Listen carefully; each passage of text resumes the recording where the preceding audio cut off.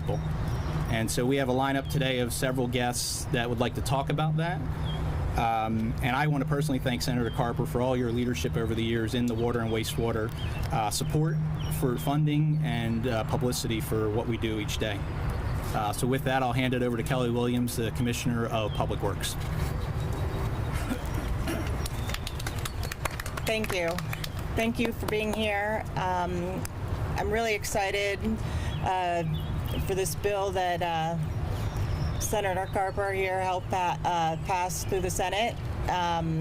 It's really near and dear to my heart. We at the City of Wilmington have plans in the next 6 years to borrow at least $170 million for wastewater and water infrastructure. So it is important to us here in Wilmington.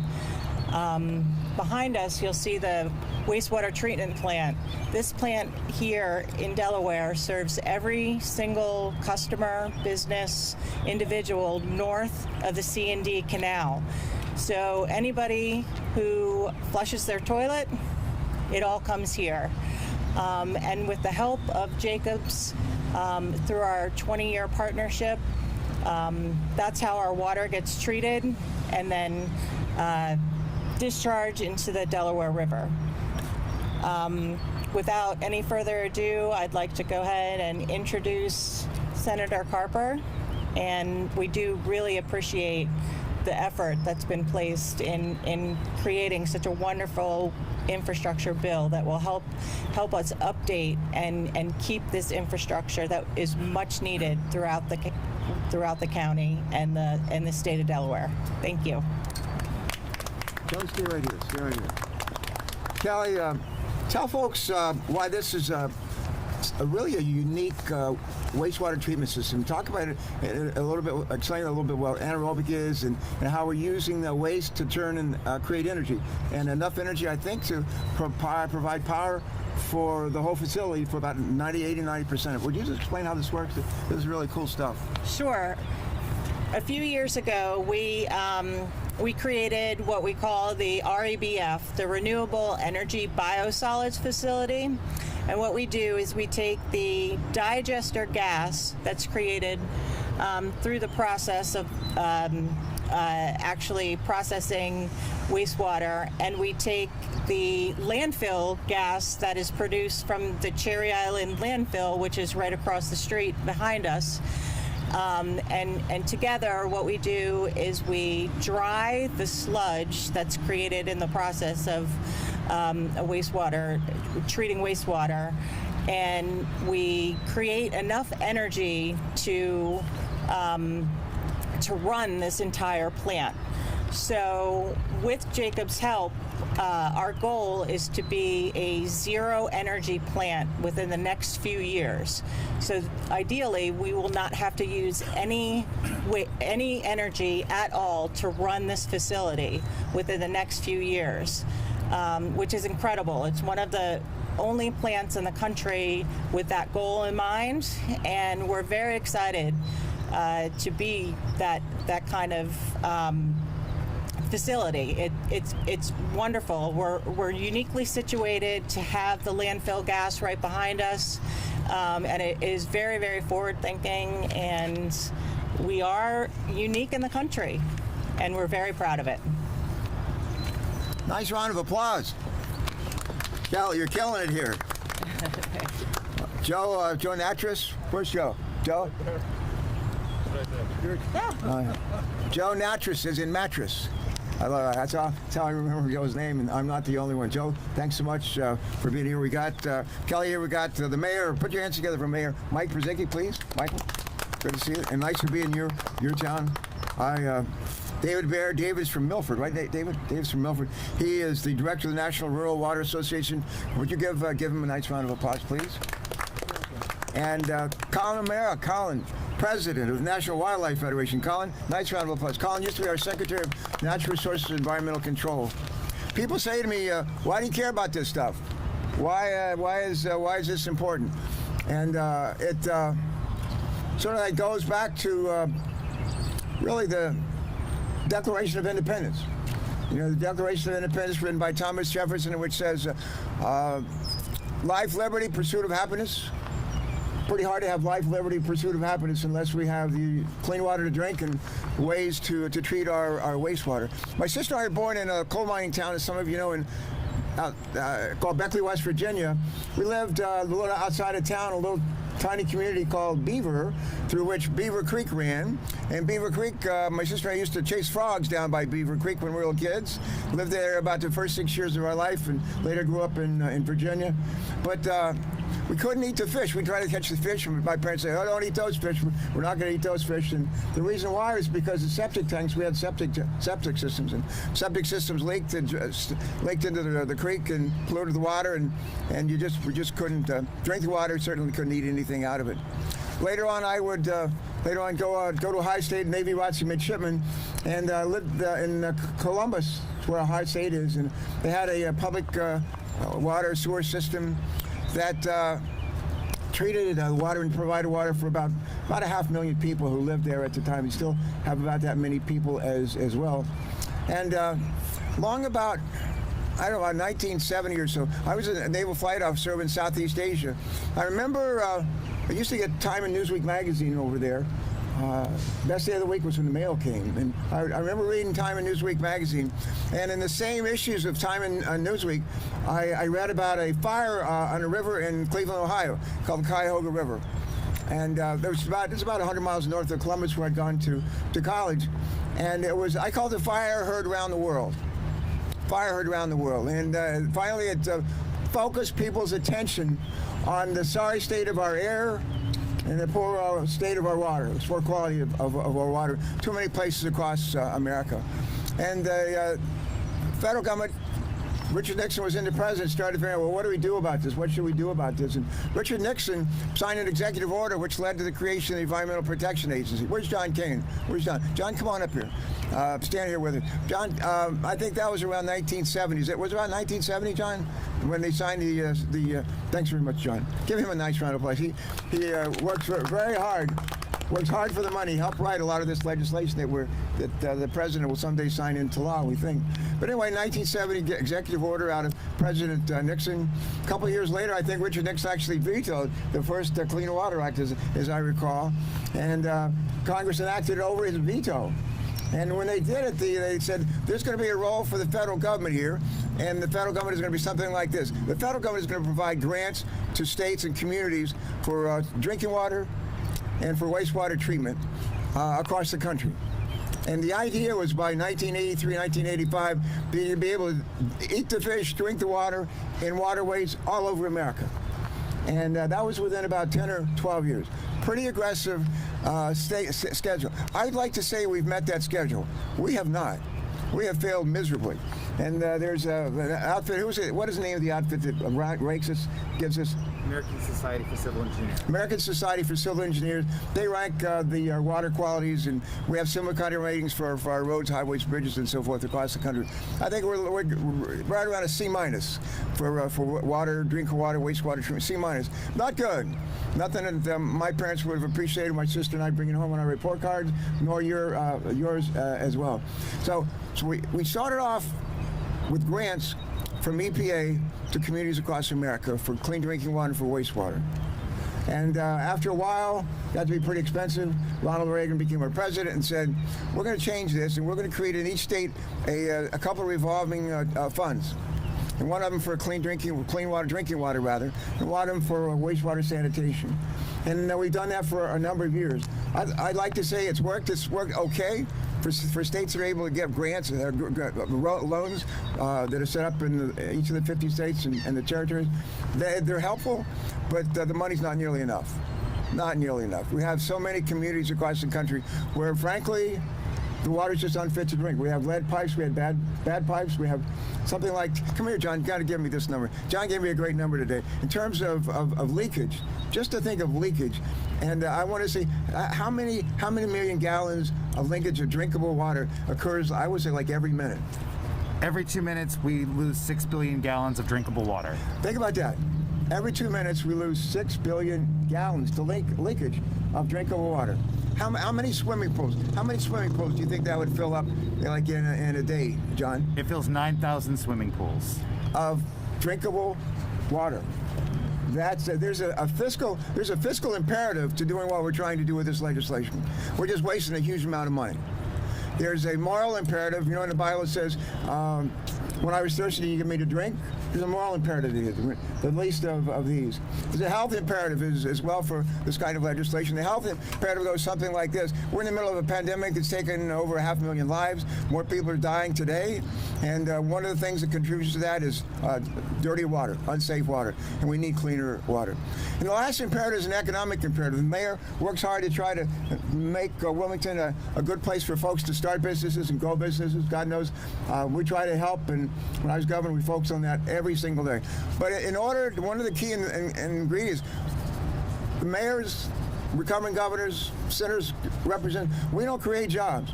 What we do is help create a nurturing environment for job creation. And part of that nurturing environment is water to drink that's clean, affordable, and wastewater that's treated in appropriate ways. And if you've got the communities that are in trouble across the country and you're trying to bring jobs, employers to those communities, good luck if you have a lousy water system. Good luck. You probably won't be very successful. So there's at least four major imperatives in all of this.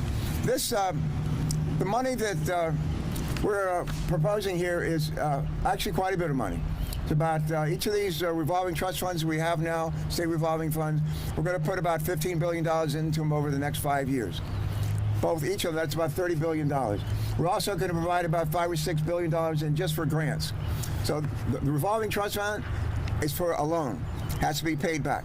The grant program is a gift, and we got a ton of places around America. I'll just mention one of them, Alaska. Anybody here ever been to Alaska? Beautiful place, gorgeous place. They have native Eskimo villages there, dozens of them. And you know what? They don't have drinkable water. You can't turn on the faucet and get drinkable water, and they don't have flush toilet systems. And they're going to be able to get some help to address those problems. We have similar. We don't have Eskimos here in Delaware, but we have problems with drinking water in communities here. And Ellendale was one of them. They're getting some help and getting better. So there's across the country, every state is going to get some help from this. The last thing I want to say is this: we took up a bill. We worked on it in the Environment and Public Works Committee for months. John here led a team on the committee, staff team on the committee.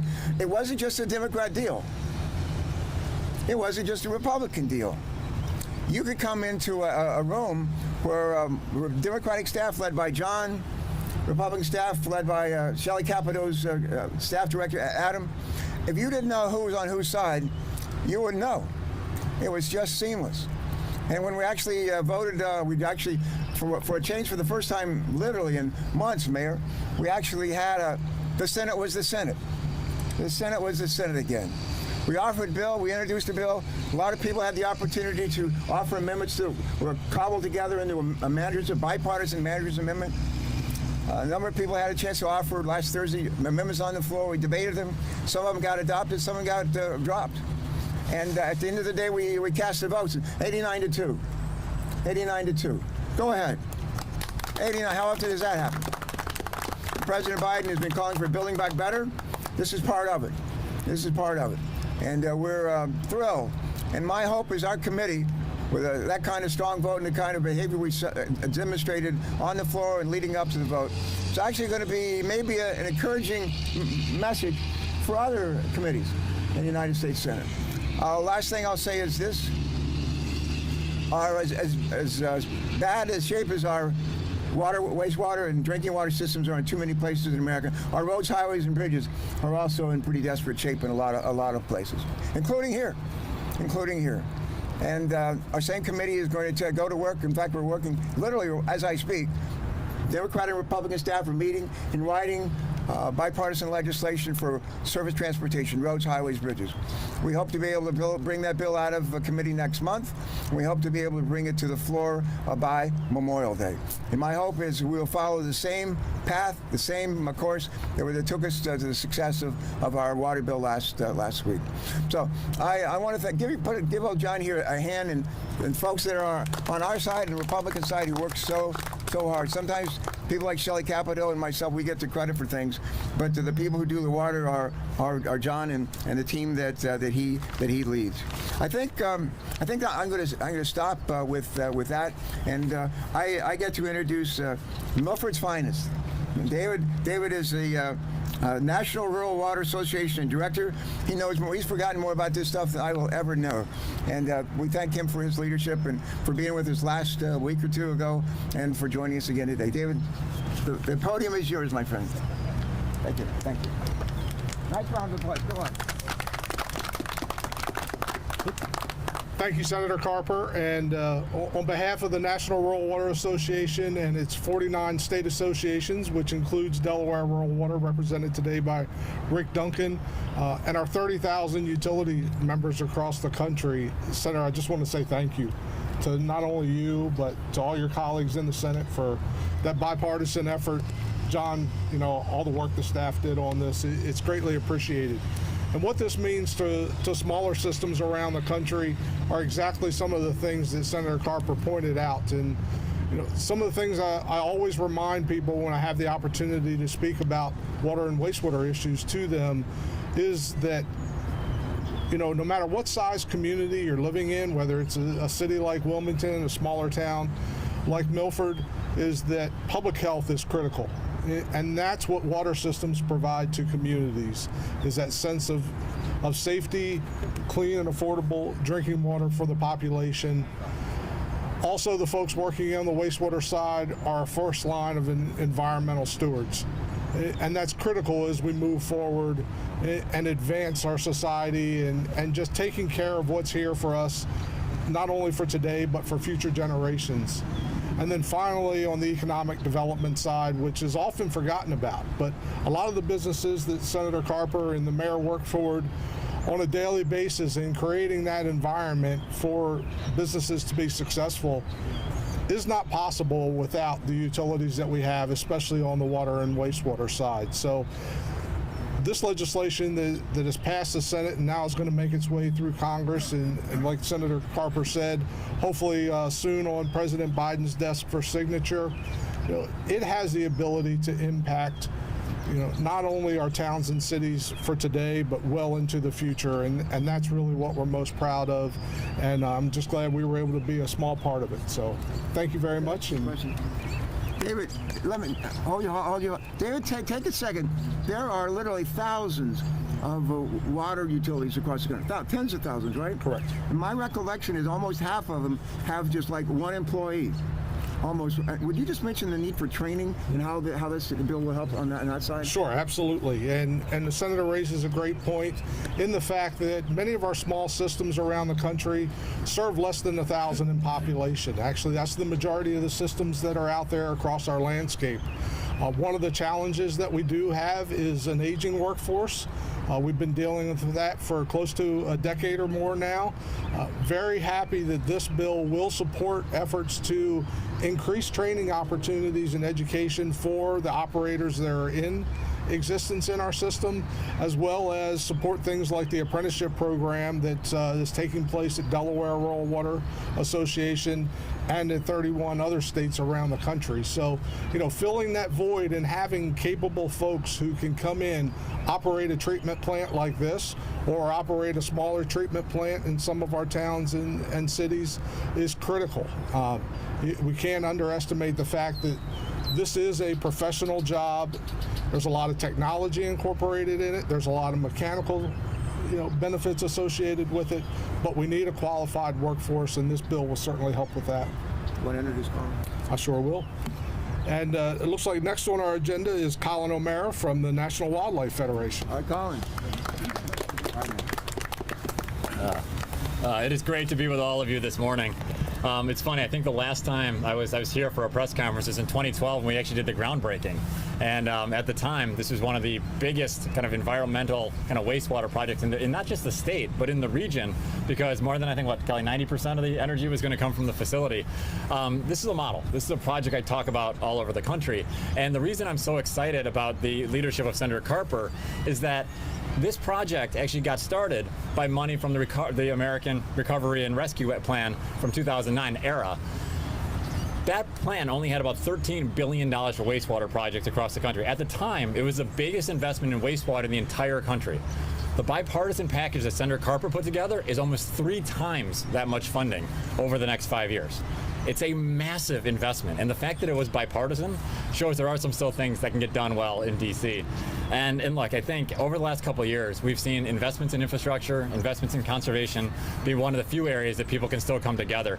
I couldn't be more excited that some of the most pioneering projects in the country that folks look to for how to upgrade their water systems across the country are right here in Delaware, right here in the city of Wilmington. One of the first power plants, one of the first drinking water plants in the entire country to be powered by solar is in the city of Wilmington. I mean, this facility is obviously cutting edge. You got great projects in Milford and Milton, all kinds of places up and down the state. The revolving funds that Senator Carper talked about are the lifeblood about putting people to work, having clean water, and having clean energy all at the same time. We're going to be able to do this all across the country. Now, we need to make sure it actually passes the House. We need to make sure we get to President Biden's desk. But right now, there's about 17 million folks in this country that are either unemployed or underemployed. This is a great way to put people to work. And so it's part of the American Jobs Plan. It's part of this big push on infrastructure. We could not be more excited that the first state's leading the way. And so to Senator Carper, I mean, it's absolutely amazing what this, it's funny, we all know him as, Tom and governor and senator. As chairman of the Environment and Public Works Committee, there is no one that's become better at passing bipartisan legislation in this incredibly partisan time. From transportation infrastructure, water resource projects, he has become almost a magician for bringing people together. And his new partner in crime is someone we'll have to invite up here pretty soon, is Shelley Moore Capito from West Virginia, whose team has done a great job trying to be bipartisan, being a leader on infrastructure. She was just talking to the president the other day about trying to have these be bipartisan. So we have a great team there, and fortunately, right here in the city, as more money is available, you couldn't have a better leader than Mayor Porzecki. I'm really excited about all the environmental projects under his leadership, under Kelly's leadership. The partnership with the folks at Jacob is fantastic, and we can do this up and down the state, as Dave just said. There are projects ready to go. We have opportunities to clean up water, and as Senator Carper said, there are still some communities that don't have access to clean water. There's still communities that have high levels of nitrates. There are places that don't have good wastewater systems. This money is going to go to work. It's going to put people to work. It's going to make people healthier. It's going to help make us much more economically competitive. So I couldn't be more excited to be here. But this is a big deal. In the words of our president, this is a BFD. This is a big deal. And so when this becomes law under Senator Carper's leadership, it's going to make a huge difference across the country. So Senator, on behalf of the National Wildlife Federation, thank you, Mayor. Thank you for your incredible leadership. And the unsung hero that the senator mentioned, John Carney is a workhorse, absolute workhorse. And so these big things, and we get to stand up here for the press conferences, the hours of negotiation that go into these kind of deals is massive. Everyone wants their piece. This bill has so many good provisions in it. More money for tribes, more money for environmental justice, more money for rural systems, more money for a lot of places that have been left behind, frankly, in the past. And that comes from hours and hours of negotiation between great leadership from Senator Carper and great hard work behind the scenes by folks like John. I couldn't be more excited. As you can tell, I haven't even had my coffee yet. I'm this excited this morning. And with that, let me introduce one of my favorite mayors in the entire country, my mayor, one of the greenest mayors in the country, Mayor Mike Porzecki. Woo-hoo. All right.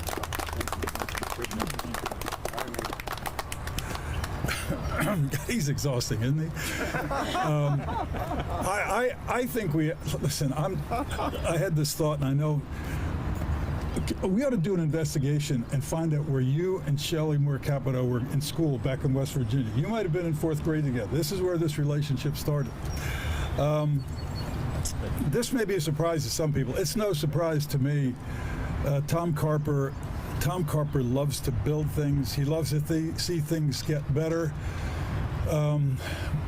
Maybe the best, one of the great infrastructure projects in the state's history is the riverfront, and it was all because of the leadership of Tom Carper.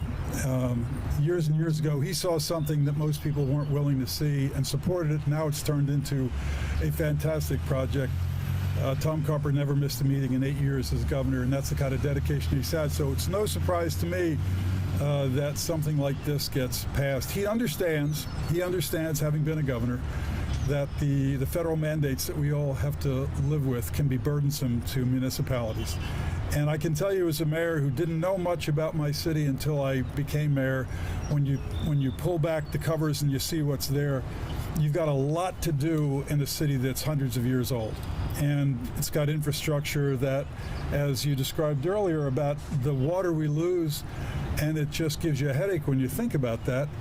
It's disturbing to me, and I know it is to you. You talked about we got a C- on our one element of our infrastructure. I saw that we're basically tied with Slovakia for our infrastructure. It's a national embarrassment, and I'm glad to see that Senator Carper is taking the lead on changing that.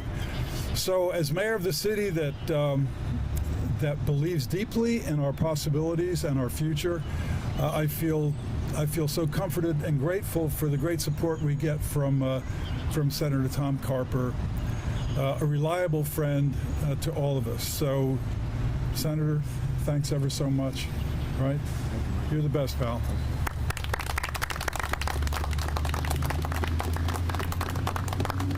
All right, where's Katie? Katie, come here, Katie. Katie, if she weren't wearing her mask, you could see her lips move when I talk. But let me just say, the mayor and I, for my last 7 years as governor, we did the riverfront together. We did the riverfront together, and we had great support from the private sector, the legislature, mayors, county executives. It was just a thing of beauty, and it's still. Who would have ever imagined we would host the Democratic National Convention and the election night of the first Delaware president and do it at the riverfront? I mean, like, how cool is that? How cool is that? I think Katie, is that? Can I give one more quote and we'll maybe open it up? I don't know. Do you want to do one-on-ones? How do you want to do this? Yeah, we can wrap it up and then we could do one-on-ones, or if anyone wants a tour, we can go for a tour. But we can wrap this portion up now. Shirley, people are saying, who is Shirley Moore Capito? She's from up near northern part of West Virginia, Wheeling. Beckley is the southern part. It's a coal mining town. And one of our other senator in the U.S. from West Virginia is Joe Manchin. Joe Manchin, who we've heard a little bit of lately, and we've not heard so much about his wife Gail. And Gail, this tells you a little bit of West Virginia. Gail was in the same high school graduating class as my first cousin, Dan Patton. She and her family used to buy their groceries at Patton's Market, where my grandfather was the butcher. I mean, like, we think Delaware is only a couple of degrees of separation. Go to West Virginia, it is even more amazing. And I think that sort of like common bond has really enabled us to pull people together from all parts of the Senate. And last thing I'll mention is this. One of my best friends in the Senate died a year ago. And his name is Tom Coburn. Some of you remember him, Dr. No, Republican from Oklahoma, and somebody who was also an obstetrician. He's a successful business person. He delivered something like 5,000 babies. And before he became a congressman and then a U.S. senator, he passed away. 5 battles with cancer. The last one took him down. And we had the wonderful memorial service for him on Saturday in Tulsa, Oklahoma. Afterwards, I needed to get to the airport to catch a plane, and my phone wasn't working too well on getting me an Uber. And there was one other senator who happened to be a Republican senator who would need to get to the airport as well. He was going to try to take a private jet and go to Churchill Downs to Kentucky Derby on Saturday. But he had a limo, and he was nice enough to let me ride with him. And it turned out he was one of the 2 people who voted against our bill. And so we're riding in his limo so he can go to the Kentucky Derby and I can get on a plane and come home. And they dropped me off at the airport, and I said, Ted Cruz, you're all right. You're all right. And maybe he'll vote for a conference report at the end. All right, we're going to do one-on-ones. Anybody want to jump on us? Feel free. Again, Mayor, it's great to be with you and for all the great work that goes on here. Love this city. Love working with you and all of our colleagues. Tom, thanks for all that you continue to do with your life. All right, it's a wrap. Thank you. And somebody may have left their mask. I don't know who. That was me in a hurry. There you go. All right, Katie, take charge. Oh, wait.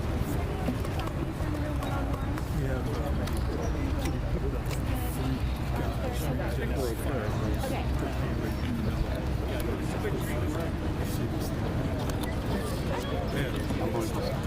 How old?